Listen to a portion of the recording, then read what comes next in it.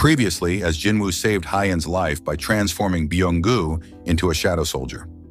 As the Korean hunters departed, JINWOO stayed behind to clear the remaining ants.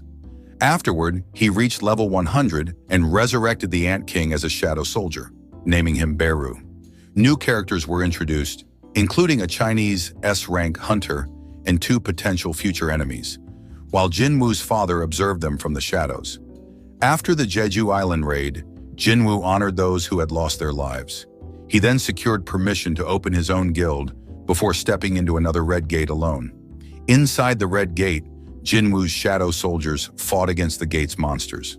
Back in the dungeon, the hunters grew anxious, seeing the insect monsters swarming around them. They pleaded with Park Jung-soo. They feared that if the monsters considered them enemies, they wouldn't stand a chance. Park Jung-soo, however, insisted they couldn't just leave. If we back out now, there will be no way to deal with the reporters outside. We can't stop just because we're afraid of some summons. Just then, Beru suddenly approached him. Seeing Beru up close, Park Jung-soo was terrified but kept his composure. He said, "Let's go." In an instant, Beru vanished and reappeared in front of him, startling him so much that he fell to the ground. Without a word, Beru tossed something toward him before turning to leave. The rest of the hunters rushed to check on Park Jung-soo, asking if he was all right and whether they should follow the monsters. Instead, he told them, "First, let's take a look at this." As they examined what Beru had brought, they realized it was the head of the Death Knight. Staring at it in shock, Park Jung-soo muttered, "It killed the highest-ranked monster in an instant. To think they're this strong." He asked if anyone still wanted to quit, but when he looked up, he was the only one still sitting. The rest of the hunters had already started following Beru and the other monsters. Back in the dungeon, young Cha Ahjin was pulling on something, saying, "Don't you know how expensive that is?" She was trying to stop one of the shadow ants from eating a monster, but the ant scratched her shoulder and continued devouring the monster. Seeing this, Beru approached her and started healing her injuries. She thanked him while thinking, "How can a summoned creature cast better healing magic than me?" As they entered the boss room, they saw a monster hovering in the air, surrounded by several minions.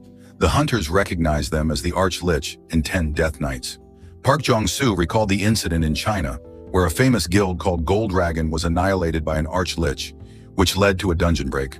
He thought it was impossible for any normal A-rank hunter to defeat such a monster. As he was deep in thought, one of the hunters alerted the group that more undead were approaching from the rear.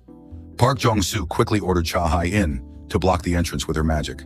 She created a barrier at the entrance, preventing the undead from entering.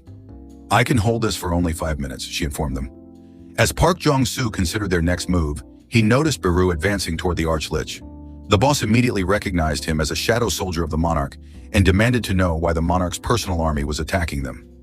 Beru chuckled and said, "We were chosen by the monarch, and you weren't." The Arch-Lich refused to believe it. "That cannot be. I will personally report this to the monarch." Beru simply laughed. "You talk too much for someone about to die," he said, leaping forward and grabbing the glowing essence from the Lich's chest. The monster screamed in agony as Beru crushed the orb in his hand. With the boss defeated, all the undead soldiers within the dungeon began to collapse and disappear. The hunters stood in shock, unable to believe that Beru had killed an Arch-Lich in a single move. After the battle, Beru let out a triumphant roar. Watching him, Park Jung-soo thought, "I knew he was strong, but this strong." He then reflected on JINWOO's power.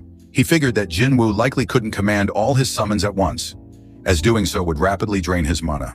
However, based on their overwhelming strength, even if JINWOO only summoned half of his army, he could still wield a force more powerful than a major guild.